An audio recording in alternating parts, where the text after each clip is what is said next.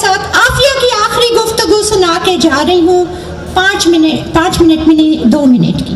عافیہ نے اپنا ایک خواب سنایا امی سے اس نے کہا یہ آخری فون کال ہے جو ہمارے عافیہ سے ہوئی ہے، اس کے بعد عافیہ سے ہماری بات نہیں ہوئی ہے۔ اس نے یہ کہا کہ امی جان، میں نے نبی کریم صلی اللہ علیہ وسلم کو اپنے خواب میں دیکھا رات کو، تو آپ صلی اللہ علیہ وسلم جب تشریف لائے تو میں نے پوچھا کہ یا رسول اللہ میرا یہ امتحان کب تک چلے گا؟ تو آپ صلی اللہ علیہ وسلم مسکرا دیے اور انہوں نے میرے سر پہ ہاتھ پھیرا اور انہوں نے کہا بیٹی تمہارے امتحان نہیں ہے، تمہارا تو کب کا ختم ہو گیا۔ تو عافیہ کہہ رہی ہے میں نے ایک دم سے پوچھا کہ یا رسول اللہ پھر میں یہاں کیوں بند ہوں صلی اللہ علیہ وسلم؟ تو آپ صلی اللہ علیہ وسلم کی آنکھیں نم ہو گئی، ان کے آنسو تھے آنکھوں میں اور آہستہ سے بولے، اور عافیہ رونے لگی تھی اس وقت اور بولی میں نے کیوں یہ سوال کر لیا، مگر آقا صلی اللہ علیہ وسلم کا جواب سن لیجئے جس سے ان کی آنکھوں میں آنسو تھے، اور وہ جواب یہ تھا کہ بیٹی یہ امت کا امتحان ہے، یہ امت کا امتحان ہے۔ اعوذ باللہ من الشیطان الرجیم، بسم اللہ الرحمن الرحیم۔ رب اشرح لی صدری ویسر لی امری واحلل عقدۃ من لسانی یفقہوا قولی۔ ربی ادخلنی مدخل صدق واخرجنی مخرج صدق واجعل لی من لدنک سلطانا نصیرا۔ بسم اللہ الرحمن الرحیم۔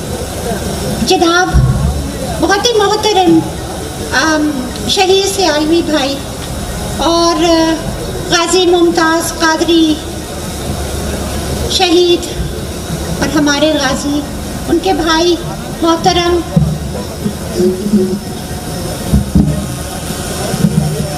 اور جناب نوجوانان اسلام اور پاکستان کشمیر، السلام علیکم۔ میں آج بہت مشہور ہوں آپ لوگوں کی، اور مجھے یہ بھی اندازہ ہے کہ آپ لوگ بہت دیر سے یہاں بیٹھے ہیں اور ٹھنڈ بھی زیادہ ہوتی جا رہی ہے، اور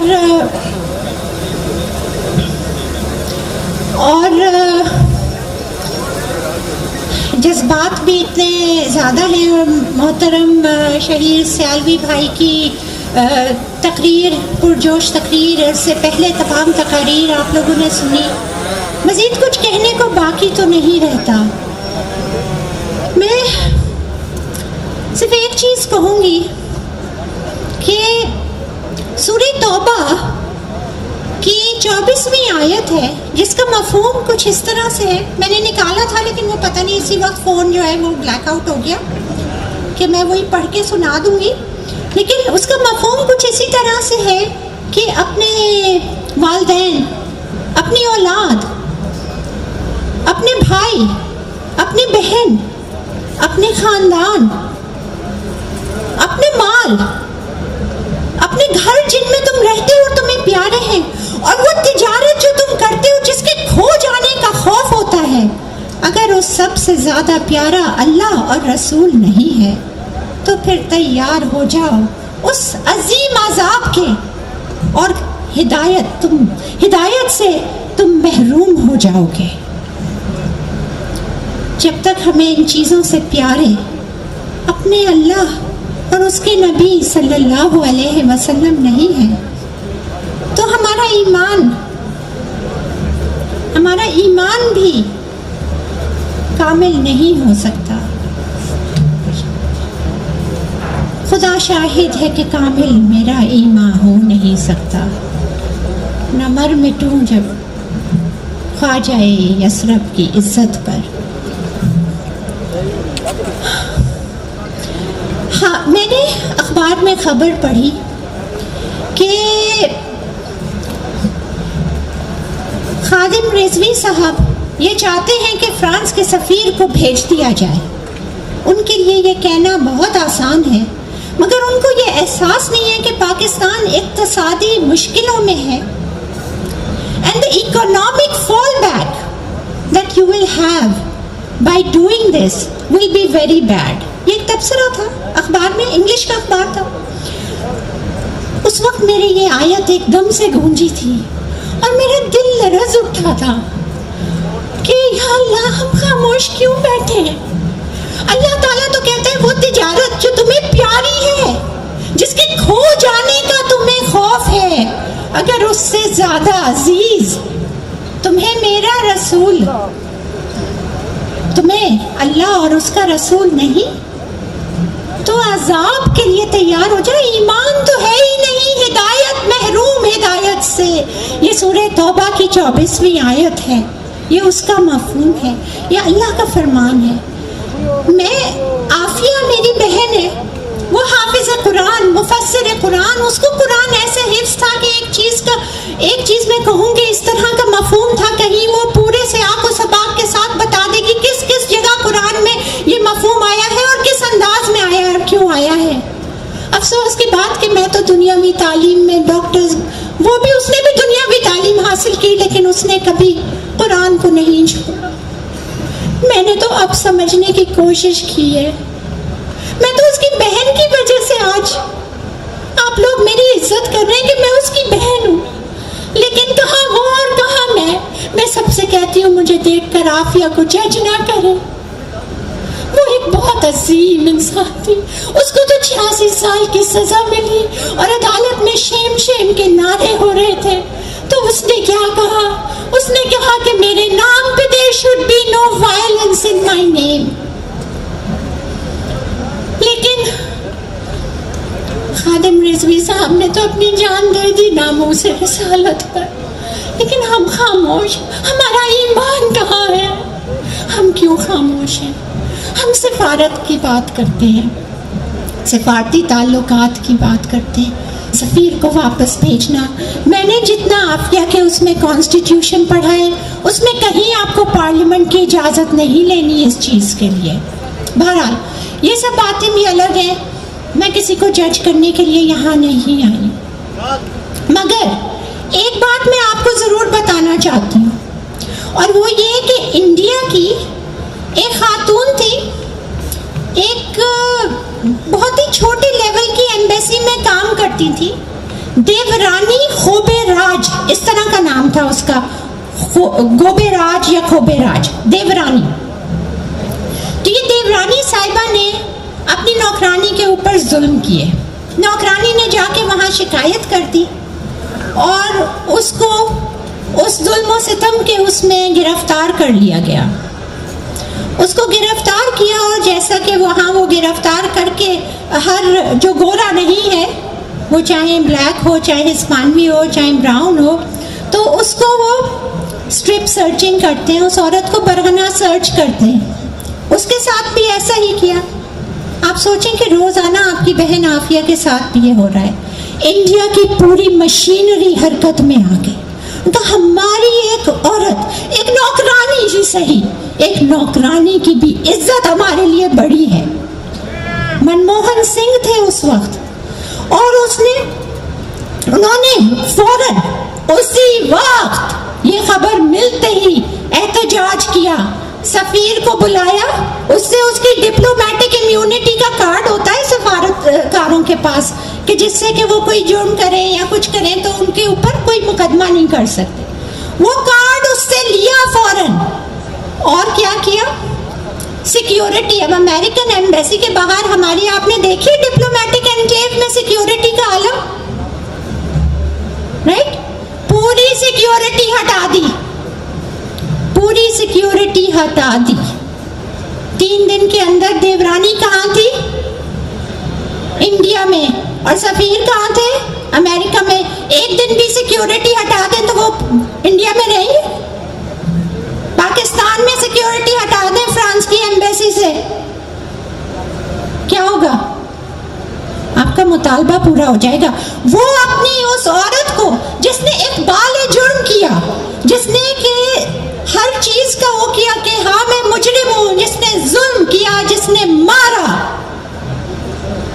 آپ اپنی ایک معصوم, انہوں نے کہا تم نے اس کے کپڑے, اس کے آنچل پہ ہاتھ کیسے لگایا؟ یہ ایک ہندو عدالت کی بات کر رہے ہو ان کے، تو پھر انڈیا کے ساتھ سلوک بھی دیکھ لیں امریکہ کا. مودی جاتا ہے تو سر کیسا کر کے سینہ تان کے چلتا ہے، اور ہمارے جاتے ہیں تو سر جھکا کے غلاموں کے غلام بن کر جاتے ہیں. کیا عافیہ کے لیے نہیں کر سکتے تھے کہ تم نے کیسے اس کو بڑھنا کر کے کلام پاک اس کے قدموں پہ ڈالا، کلام پاک کہ وہ راکھ ڈالے اور کہا ان کے اوپر سے چلو ورنہ تمہیں کپڑے نہیں دیں گے. عدالت میں پیشی سے پہلے یہ ہر میڈیا چینل پہ چلی تھی نیوز، یہ ہر جگہ یہ آیا. لیکن پاکستان کے سربراہان نے کیا کیا؟ عافیہ نے عدالت میں خود یہ کہا کہ انہوں نے میرے ساتھ یہ ظلم کیا ہے، اور یہ جج رچرڈ برمن کے حکم کے اوپر کیا جو اس نے کہا کہ یوز آف فورس استعمال کیا جائے. تو جج کے سامنے اس نے یہ کہا کہ آپ نے یہ کیا.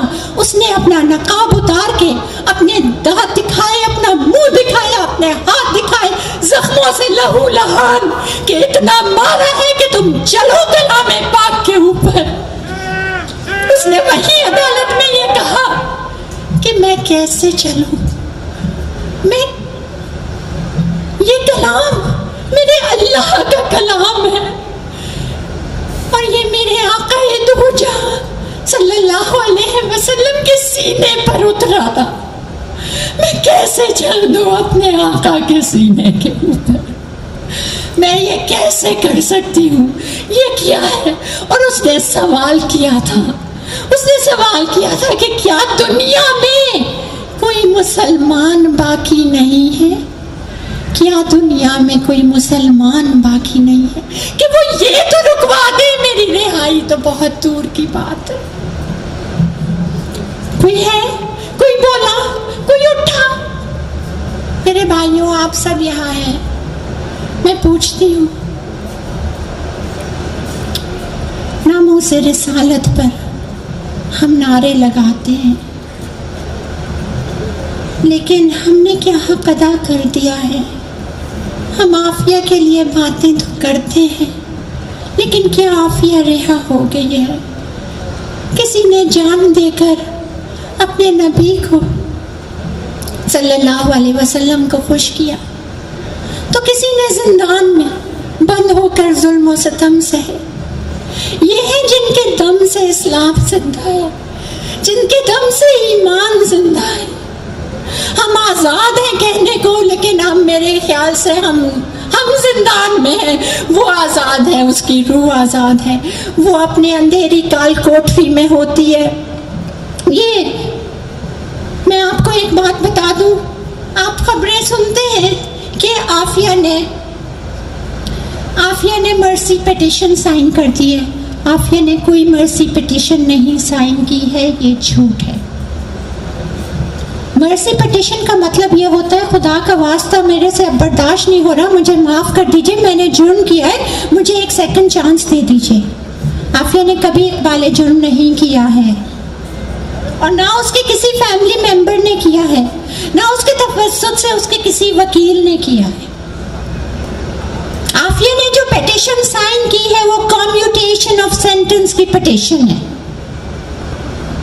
اس کو یہ کہتے ہیں کہ میرے ساتھ زیادتی ہوئی ہے، آپ میرے کیس کو ریویو کریں اور اس کو اور